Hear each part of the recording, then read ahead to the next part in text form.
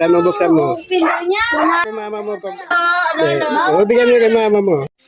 Para sa... Ay, dumating na ganyan 50 pieces na large na diaper guys. Yung in-order natin sa online para bibigay sa triplets, no? Dahil nakakuha na tayo ng pangalawang sahod natin sa kay Mita, no?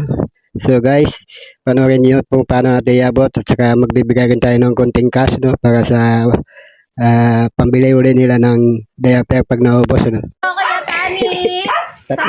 Tatlong triplets. Ayun, triplets. Teka po kuya Tani sa diaper. 50 pieces yan, no? Thank you po. Thank you kayo kay Kuya Tani. Siyempre pag naubos yan, bibili uli sila ng diaper. Bibigyan ko pambili uli. Asan na yung isa?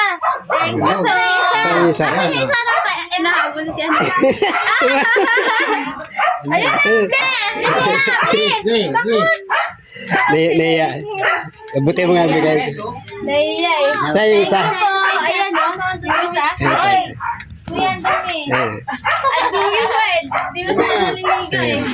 Bibili uli yung diaper yan na isang box pag naubos. Thank you po. Ayan. Tingin daw kayo. Naliligo yan. Thank you po sa diaper. Thank you po kuya Ani sa diaper. Thank you kayo.